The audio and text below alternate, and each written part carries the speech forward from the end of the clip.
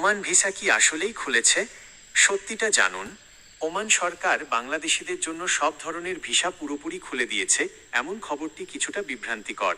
তবে বড় সুখবর হলো, ওমানের শ্রমমন্ত্রী মাহাত বিন সাইদ বিন আলী বাওয়াইন সম্প্রতি জানুয়ারি 2026-এর শেষে নিশ্চিত করেছেন যে বাংলাদেশিদের জন্য স্থগিত থাকা ওয়ার্ক ভিসা আগামী 2 মাসের মধ্যে মার্চ-এপ্রিল 2026-এর মধ্যে পুনরায় চালু করার প্রক্রিয়া শুরু হয়েছে।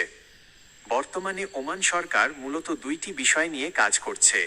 অবৈধদের বৈধকরণ, যারা বর্তমানে ওমানে অবৈধভাবে আছেন তাদের কোনো জরিমানা ছাড়াই বৈধ হওয়ার সুযোগ দেওয়া হয়েছে।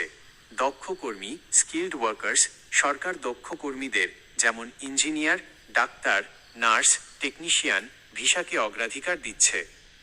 2. কোন কোন ভিসা এখন চালু আছে?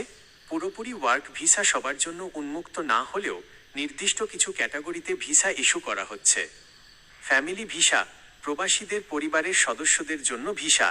ভিজিট ভিসা, জিসিসি দেশগুলোতে বসবাসরত বাংলাদেশিদের জন্য। পেশাজীবী ভিসা, ডাক্তার, ইঞ্জিনিয়ার, শিক্ষক, অ্যাকাউন্ট্যান্ট এবং নার্সদের জন্য ভিসা খোলা রয়েছে। অফিসিয়াল ও ইনভেস্টর ভিসা, সরকারি কাজে বা বড় বিনিয়োগকারীদের জন্য ভিসা পাওয়া যাচ্ছে। 3. সাধারণ ওয়ার্ক ভিসা বা আজাদ ভিসা কবে খুলবে?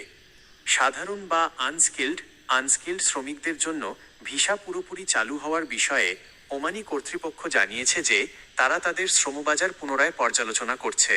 2026 সালের মধ্যভাগে সাধারণ শ্রমিকদের জন্য কোটাভিত্তিক ভিসা চালু হওয়ার জোরালো সম্ভাবনা রয়েছে। 4. ওমান প্রবাসীদের জন্য সুখবর। ওমান সরকার এবং বাংলাদেশের অন্তর্বর্তীকালীন সরকারের মধ্যে আলোচনার প্রেক্ষিতে জানানো হয়েছে, জরিমানা মওকুফ, যারা আগে অবৈধ ছিলেন তাদের জরিমানা ছাড়া দেশে ফেরার বা বৈধ হওয়ার সুযোগ বাড়ানো হয়েছে। বিএমইটি স্মার্ট কার্ড, ওমান যেতে ইচ্ছুক কর্মীদের জন্য বিএমইটি স্মার্ট কার্ড এবং প্রি ডিপারচার ট্রেনিং বাধ্যতামূলক করা হচ্ছে যাতে কেউ দালালের খপ্পরে না পড়ে।